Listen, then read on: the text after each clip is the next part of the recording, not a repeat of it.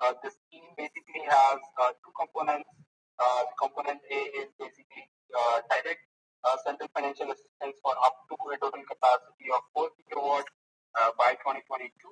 The second component involves incentive mechanism for the discoms, and the incentive is limited to 18 gigawatt of rooftop capacity in the states up to 2022, and this is basically on first come first serve basis. And one thing that we have to know here is that the incentive calculation also involves the capacities being installed in the industrial, commercial, government, and social category of consumers. So it's a very nice mechanism to promote and to incentivize the discoms for promoting the solar rooftop systems in their area of supply. So very much favorable policy scheme being announced by MNRE. Also, there were certain issues in terms of what percentage of subsidy should be given. So previously it was 30%, but now MNRE has stacked it up so that in a way that the poor consumers, basically the low-income consumers who are willing to install under less than 3 kW rooftop system, they are getting up to 40% of the subsidy, and similarly, it's being stacked in steps. So, a very good scheme that is being announced by MNRE and running successfully in the states like Gujarat and also Uttarakhand and others. So, moving on to the next slide.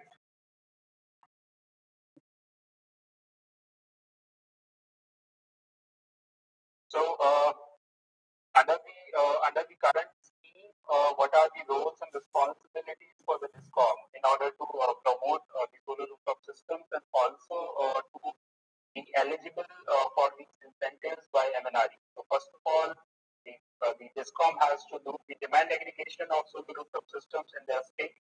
Second, they have to create a working rooftop cell in the DISCOM. They have to do the bid process management. They have to devise an implementation strategy. The net metering or the net billing mechanism has to be established, and there should be a standard procedure for that. Inspection, monitoring, and development of the online portal has to be done.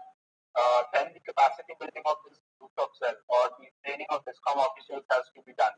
And at the end, awareness program. So this is basically in line with the demand aggregation concept. The DISCOMs have to do the awareness programs for proliferation of solar rooftop PV projects. So what is this is the role for for the DISCOMs, and now I come to the technical assistance by GIZ, like what we do and what are we here for. So our basic objective is we want to do everything that it takes to achieve the 40 gigawatt of solar rooftop target in India.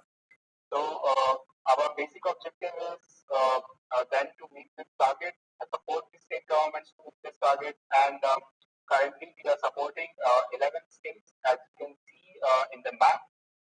So the highlighted states are being currently supported by the GIZ technical assistance.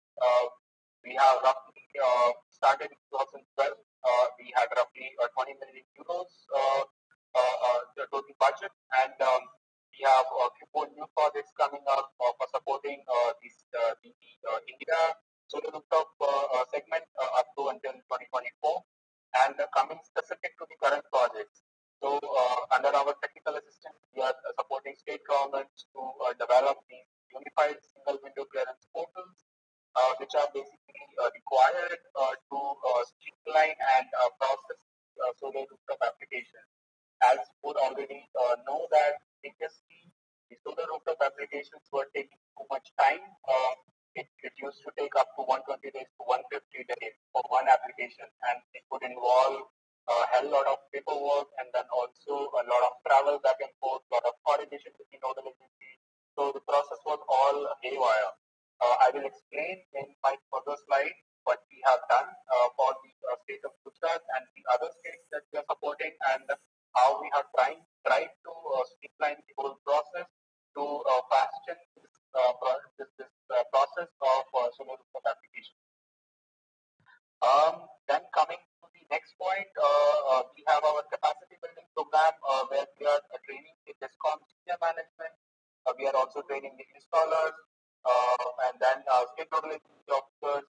And then also we have some TOT, train the trainer programs for developing the trainers with the DISCOM so that then they can further train their fellow colleagues. Then next is the awareness programs. So under iSmart, we have done demand aggregation in the old 6 states, and for the new states, we are currently in the tender process for hiring a new consultant to do the demand aggregation. Then we have done grid integration studies, and also this is a very exciting concept that will be later introduced by my colleague, Mr. Vincent Fernandez, after my presentation. So this is called PV4. So this is basically a system for the residential consumers, as so that there are a lot of difficulties that are being faced by the residential consumers in system capacity of less than 3 kW and less than 5 kW.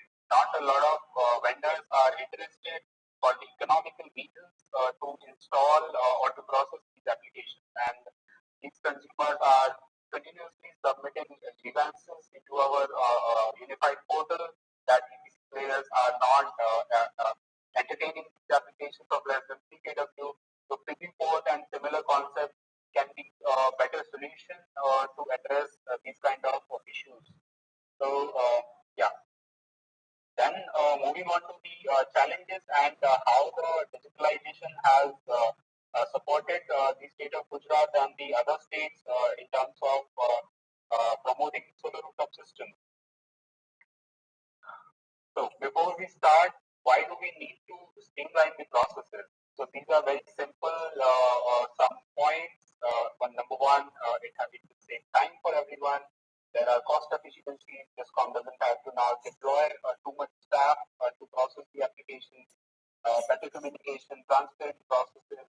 There are no more bottlenecks in the system, and very clear documentation and digital format. And this data can then also later on for several reporting purposes. For example, the state government reporting and also reporting to the central ministry, MNRE. So, what are the challenges faced by the consumers, and what is the role for iSmart? So, in general, the challenge that we see is there is lack of awareness for the solar rooftop systems in the consumers. Gujarat, the consumers are fairly smart, I would say, and a lot of people know about solar rooftop systems. But this is true for the big cities, for example, Surat, Ahmedabad, Vadodara, Gandhinagar.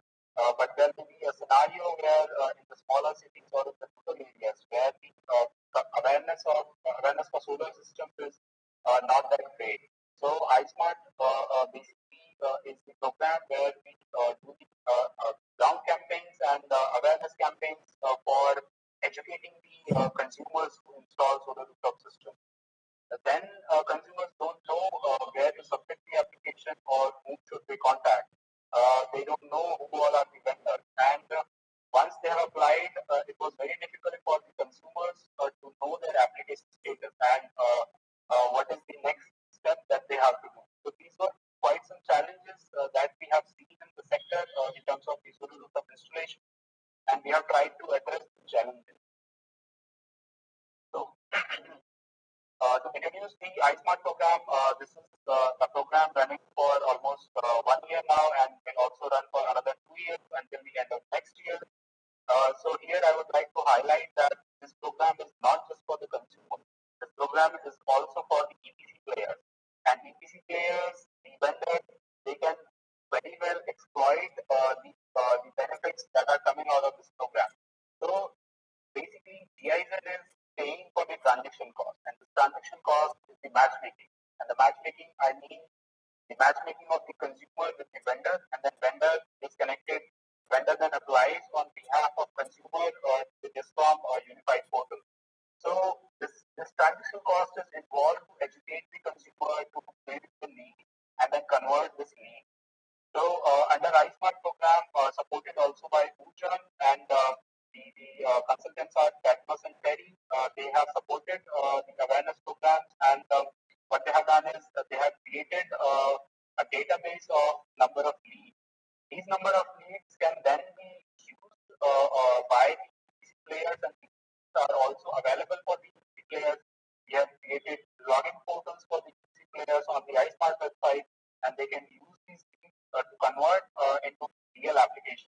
So if you see, we are not just supporting GPNL, we are also supporting the consumer and also the private sector.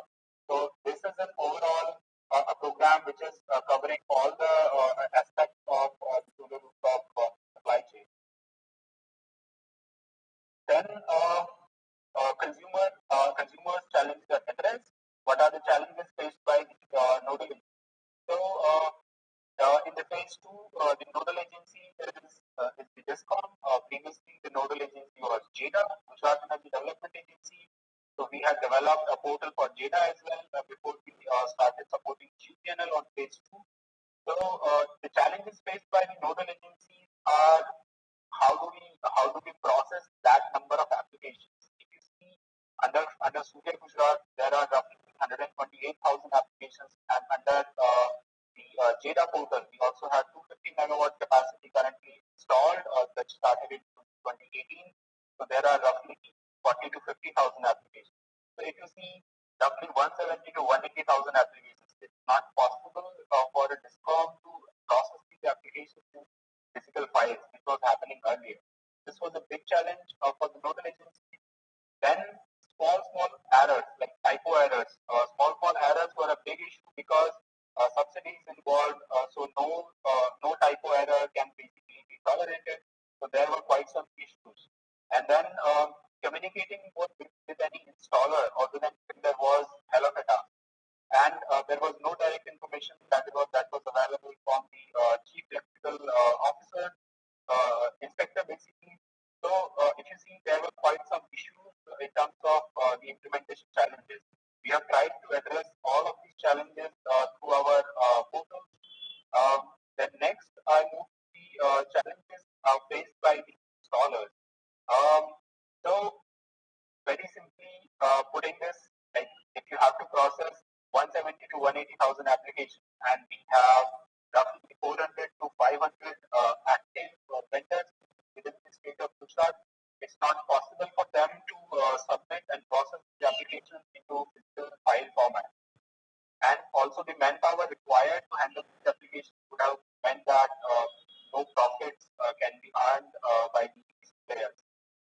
And a big bottleneck was getting the registration letters from the nodal agencies. There was also a problem in terms of the typo error. It was not just a big problem for the nodal agencies, it was also a big problem for the vendors. They had to travel very frequently to the nodal agencies to get these problems resolved, and which means it increased the overall execution time. And let us assume if for a 5 kilowatt application, if a vendor has to do maybe 3-4 rounds of traveling back and forth to the consumer and also to the vendor, his profit margin is already gone. So this was a big challenge for all the parties. So moving on to the next point.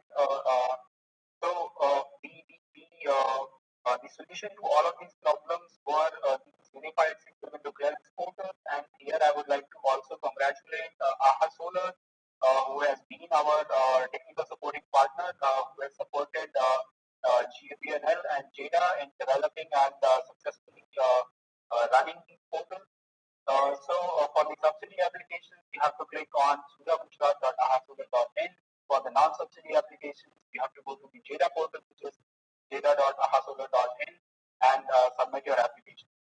So to roughly look at the process flow map of these portals, so the vendor is basically responsible for submitting the applications on behalf of the consumer, and we have tried to basically standardize all the processes and tried to basically make it so easy for the DISCOM, for the installer, for the consumer, for CTIG, everybody, so that there is hardly any difficulty for them now to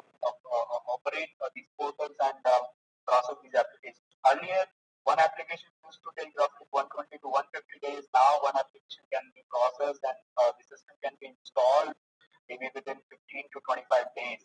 That is still on the conservative side. There may be instances where the application has been processed even on a faster rate, taking much lesser time. Then one biggest problem that we have solved is the subsidy claim. Previously, it was a big crunch for the installers that the subsidy claims were getting delayed and their working capital situation was getting worse. But with these online portals, we have tried to solve this, and we can say that we have seen some quite good results under the subsidy claim. Coming to the some basic features that we have provided under the portal. So we have interface for everyone, and all the for Discom, all the application status for the installer, all these different subsidy claims, everything can be done online. So all documentation is also now digitalized. No installer has to actually do physical form. And one more important point is that the payment gateway is also being integrated, so no offline payments and quick payment reflection in the accounts. So yes, um, these are the actions that can be taken by the installer login. They can submit and process the application. Then these are the actions that can be taken by the Discom. They can verify all the documents. They can process all the security reports and show the estimates for the system. Subsidy claims can be easily forwarded. New targets for the next year can be taken up very easily from MNRE side. So we can see that all the processes have been streamlined, and now it's not taking too much time, and it's helping the sector to a great extent. Now, moving on to the next one. So one solution was the portal.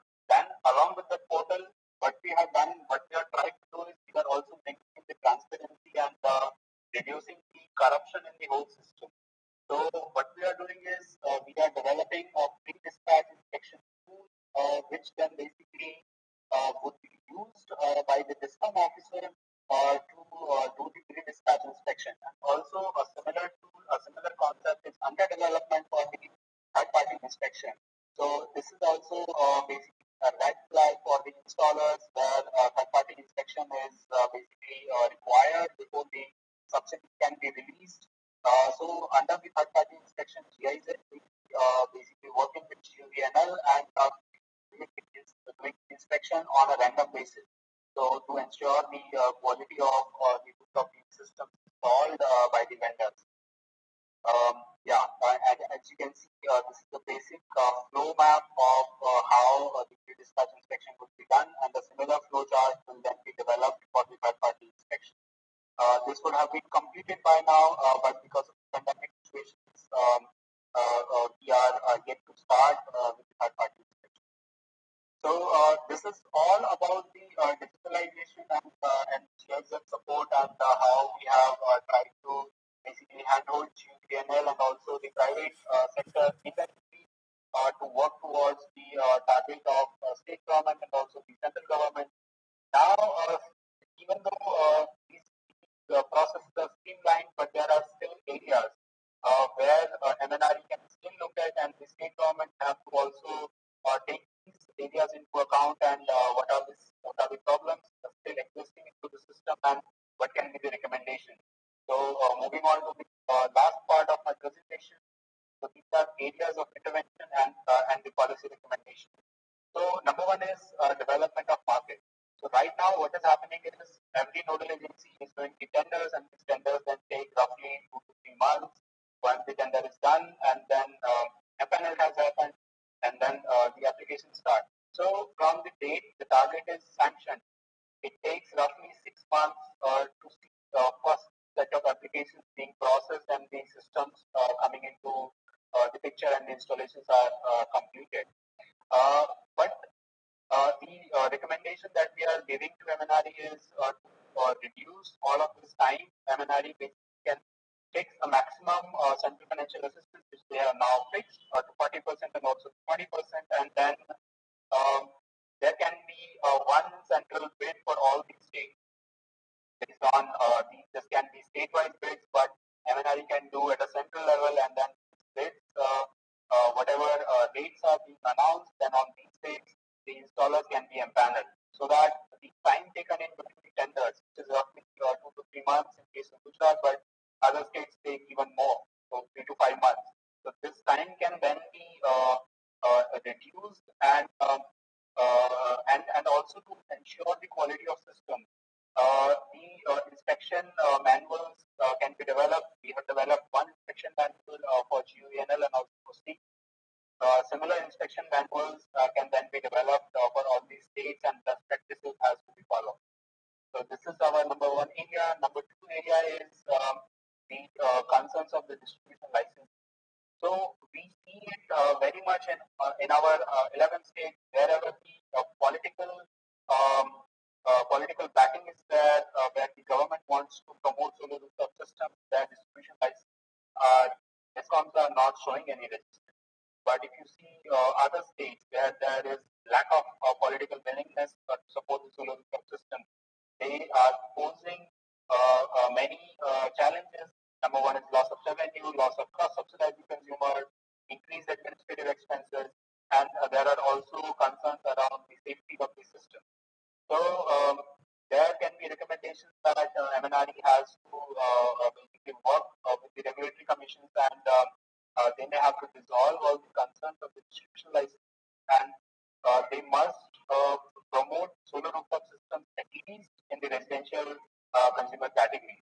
And if you see also the impact, as we have calculated, the impact is not less than 3 paisa per kWh, and which can be basically mitigated by the incentives that are being provided currently by MNRE. So moving on to the next point. So it's always a topic of discussion, like which mechanism is better, feed-in tariff mechanism is better, or a net metering mechanism is better. There are not too many recommendations from my side in this because a lot of states are following net metering, some states are following feed-in tariff mechanism, but we can see that one very important advantage of having feed-in tariff mechanism is that with the declining cost of LCOE for the solar rooftop system, it basically goes into the favor of DISCOMs to promote solar rooftop systems in the feed-in tariff mechanism. So that is my last recommendation. Then I also have some questions for the panelists. These questions will be addressed in the panel discussion tomorrow. But just to reiterate the panel questions for the panelists here again. So what do we need to make the smaller system installations more attractive for EPC? So for the systems which are less than 3 kW, 5 kW, we can see under the Surya Vikram scheme as well, some roughly 3,000 to 4,000 systems are not being taken up by the vendors for economical reasons. So what can we do? What are the challenges faced by the players, and if they can suggest what are the solutions which can then be taken up by GPNL and also by ministry at the central level. Then second question is regarding the pandemic situation. So we know that EPC players are currently being impacted by the pandemic, but more importantly, what makes a company is employees makes a company. So these employees are currently facing very big difficulties in so what are the grievances these EPC players are getting from their employees, and how are they managing these grievances, and what can be the potential solutions, potential recommendations that can be given back to MNRE. Then what kind of mechanisms are needed to support these companies and vendors in the pandemic situation. And then at the last, this question is in my presentation for last 3-4 years, and it will, I don't know for how long it will still continue, but this is true that financing a solar rooftop system is still a big challenge, and what can be the potential solution. So if you see, some questions are directed to the panelists, and some questions are simply request for suggestions from the EPC player. So with these comments, then I would like to close my presentation, and I'd like to thank you, all the participants, and also first on Solar